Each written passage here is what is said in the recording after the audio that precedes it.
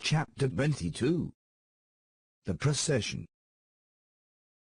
Before Hester Prynne could call together her thoughts, and consider what was practicable to be done in this new and startling aspect of affairs, the sound of military music was heard approaching along a contiguous street. It denoted the advance of the procession of magistrates and citizens, on its way towards the meeting-house, where, in compliance with a custom thus early established, and ever since observed, the Reverend Mr. Dimmesdale was to deliver an election sermon. Soon the head of the procession showed itself, with a slow and stately march, turning a corner, and making its way across the market-place. First came the music.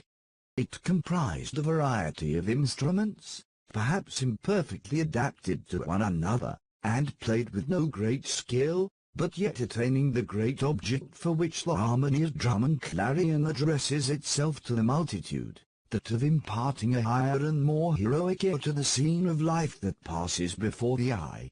Little Pearl at first clapped her hands, but then lost, for an instant, the restless agitation that had kept her in a continual effervescence throughout the morning. She gazed silently, and seemed to be borne upward, like a floating sea-bird, on the long heaves and swells of sound. But she was brought back to her former mood by the shimmer of the sunshine on the weapons and bright armor of the military company, which followed after the music, and formed the honorary escort of the procession. This body of soldiery which still sustains a corporate existence, and marches down from past ages with an ancient and honorable fame, was composed of no mercenary materials. Its ranks were filled with gentlemen, who felt the stirrings of martial impulse, and sought to establish a kind of college of arms, where, as in an association of Knights Templars, they might learn the science, and, so far as peaceful exercise would teach them, the practices of war. The high estimation then placed upon the military character might be seen in the lofty port of each individual member of the company. Some of them, indeed, by their services in the Low Countries and on other fields of European warfare, had fairly won their title to assume a name and pomp of soldiership. The entire array, moreover, clad in burnished steel, and with plumage nodding over their bright morins, had a brilliancy of effect which no modern display can aspire to equal. And yet the men of civil eminence, who came immediately behind the military escort, were better worth a thoughtful observer's eye. Even in outward demeanor they showed a stamp of majesty that made the warrior's haughty stride look vulgar, if not absurd. It was an age when what we call talent had far less consideration than now, but the massive materials which produce stability and dignity of character a great deal more.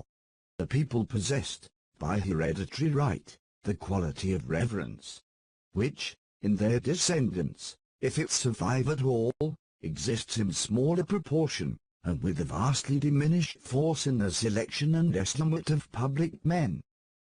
The change may be for good or ill, and is partly, perhaps, for both. In that old day, the English settler on these rude shores, having left king, nobles, and all degrees of awful rank behind, while still the faculty and necessity of reverence were strong in him, bestowed it on the white hair and venerable brow of age, on long-tried integrity, on solid wisdom and sad-coloured experience, on endowments of that grave and weighty order, which gives the idea of permanence, and comes under the general definition of respectability. These primitive statesmen, therefore, Bradstreet, Endicott, Dudley, Bellingham, and their compeers, who were elevated to power by the early choice of the people, seem to have been not often brilliant, but distinguished by a ponderous sobriety, rather than activity of intellect. They had fortitude and self-reliance, and, in time of difficulty or peril, stood up for the welfare of the state like a line of cliffs against a tempestuous tide. The traits of character here indicated were well represented in the square cast of countenance and large physical development of the new colonial magistrates. So far as a demeanor of natural authority was concerned, the mother country need not have been ashamed to see these foremost men of an actual democracy adopted into the House of Peers, or make the Privy Council of the Sovereign.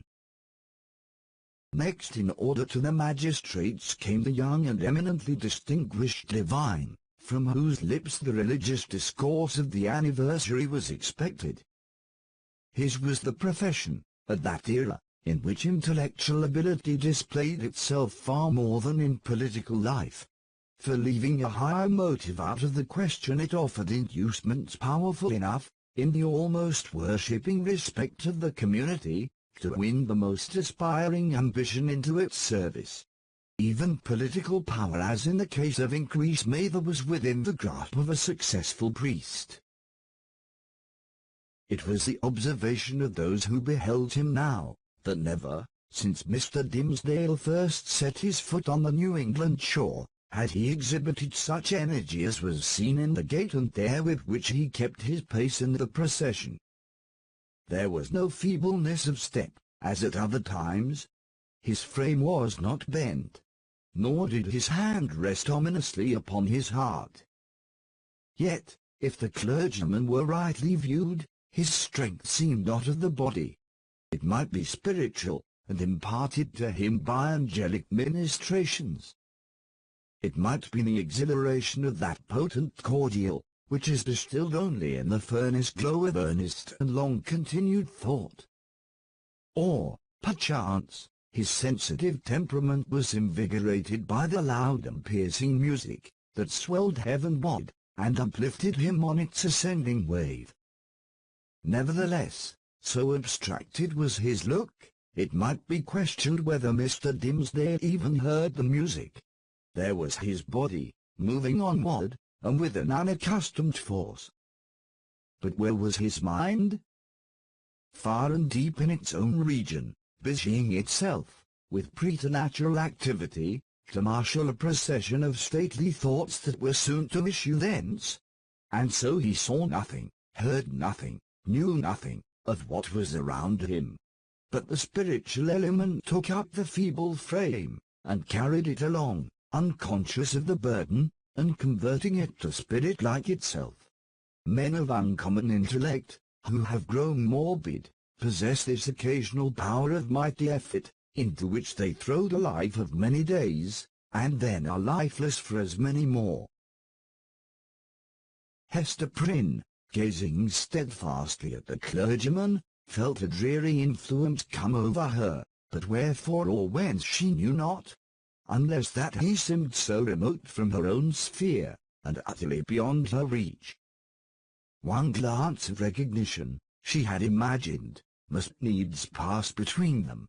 She thought of the dim forest, with its little dell of solitude, and love, and anguish, and the mossy tree trunk, where, sitting hand in hand, they had mingled their sad and passionate talk with the melancholy murmur of the brook.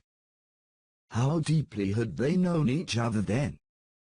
And was this the man? She hardly knew him now.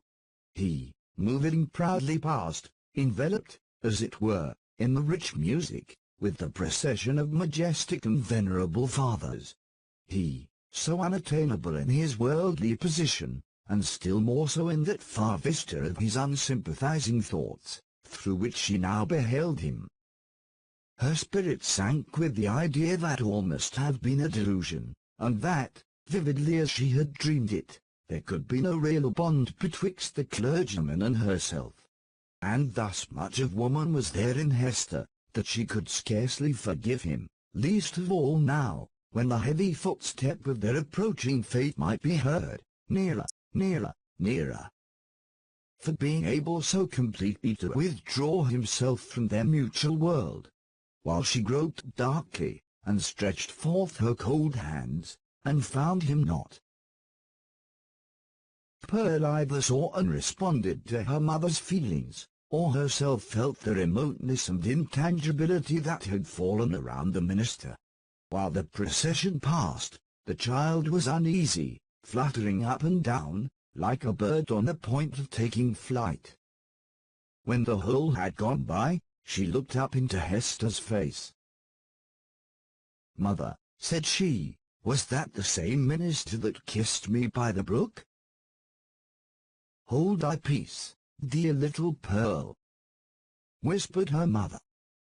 "We must not always talk in the marketplace of what happens to us in the forest." "I could not be sure that it was he. So strange he looked," continued the child. "Else I would have run to him, and bid him kiss me now, before all the people, even as he did yonder among the dark old trees." "What would the minister have said, mother?" "Would he have clapped his hand over his heart, and scowled on me, and bid me begone?" "What should he say, Pearl?" answered Hester, "save that it was no time to kiss, and that kisses are not to be given in the marketplace? Well for thee, foolish child, that thou didst not speak to him." Another shade of the same sentiment, in reference to Mr. Dimmesdale, was expressed by a person whose eccentricities or insanity, as we should term it, led her to do what few of the townspeople would have ventured on: to begin a conversation with the wearer of the scarlet letter, in public. It was Mistress Hibbins, who, arrayed in great magnificence, with a triple ruff, a broidered stomacher, a gown of rich velvet, and a gold-headed cane, had come forth to see the procession. As this ancient lady had the renown, which subsequently cost her no less a price than her life, of being a principal actor in all the works of necromancy that were continually going forward, the crowd gave way before her, and seemed to fear the touch of her garment, as if it carried the plague among its gorgeous folds.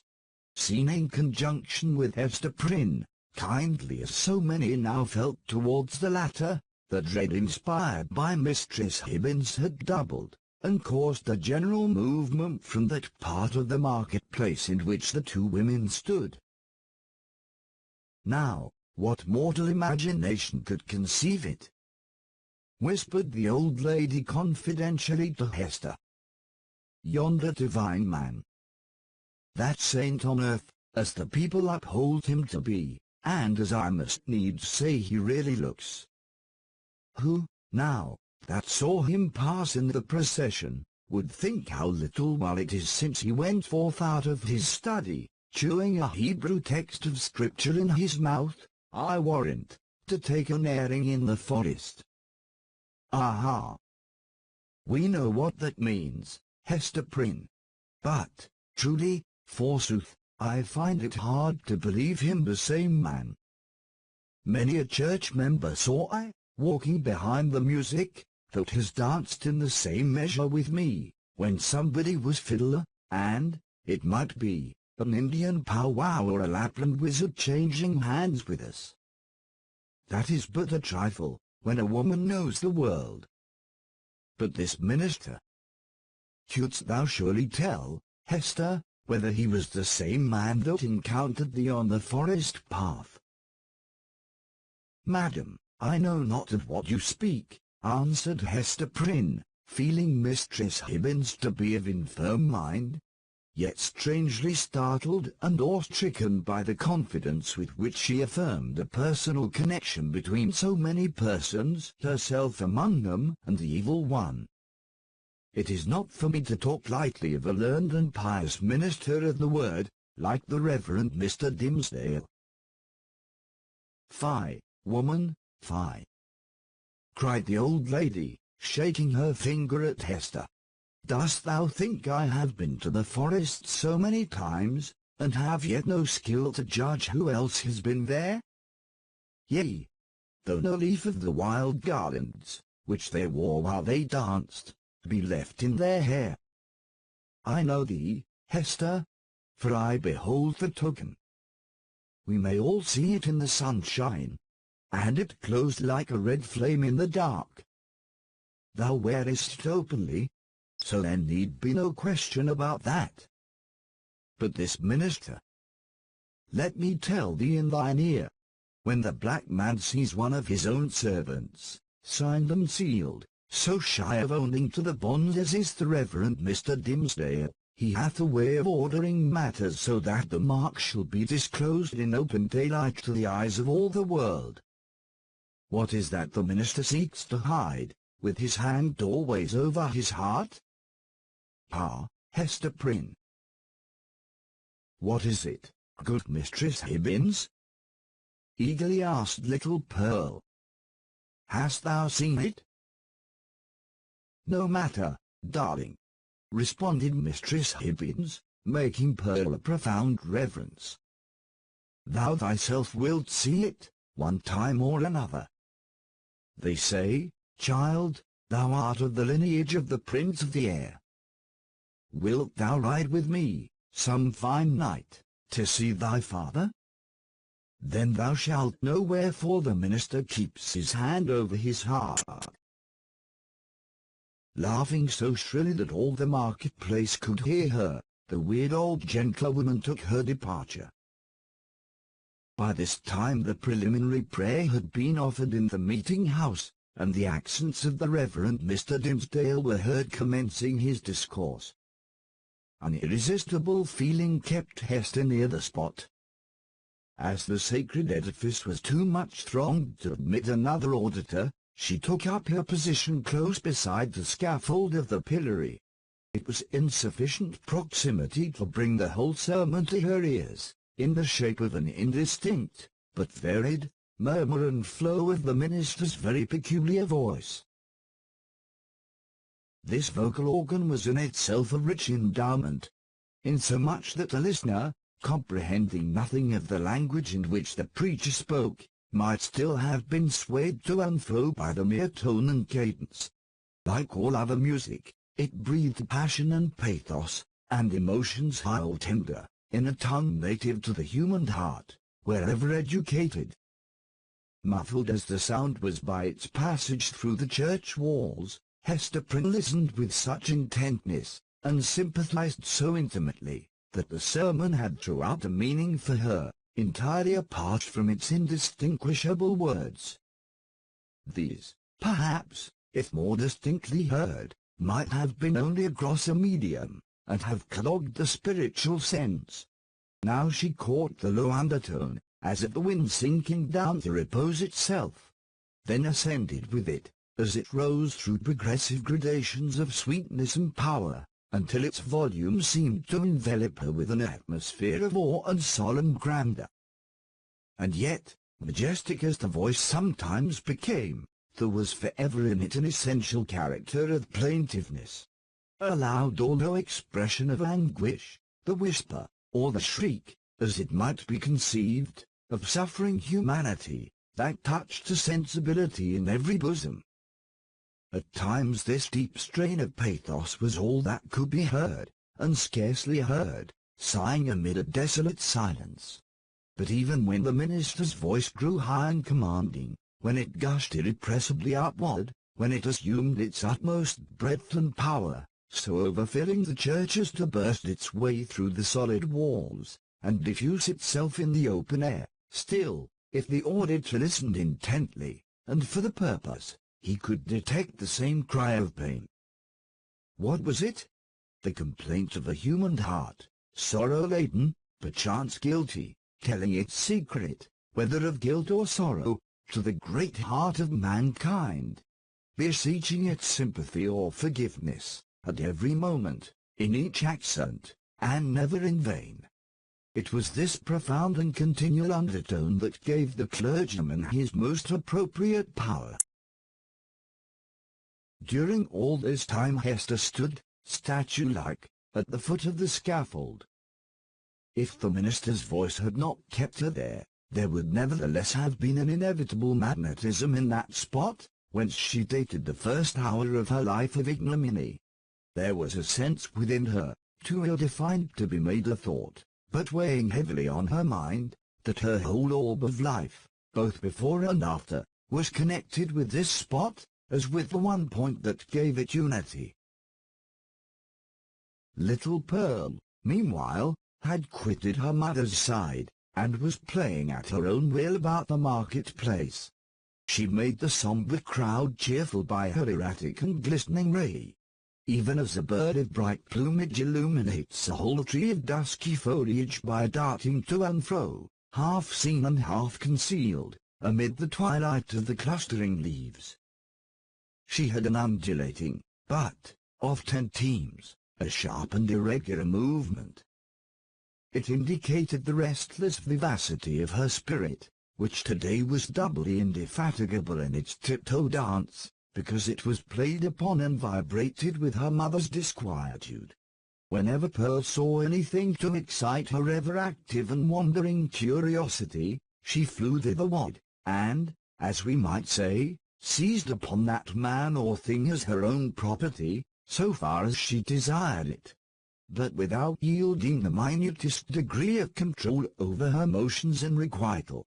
The Puritans looked on, and, if they smiled, were none the less inclined to pronounce the child a demon offspring, from the indescribable charm of beauty and eccentricity that shone through her little figure, and sparkled with its activity. She ran and looked the wild Indian in the face, and he grew conscious of a nature wilder than his own.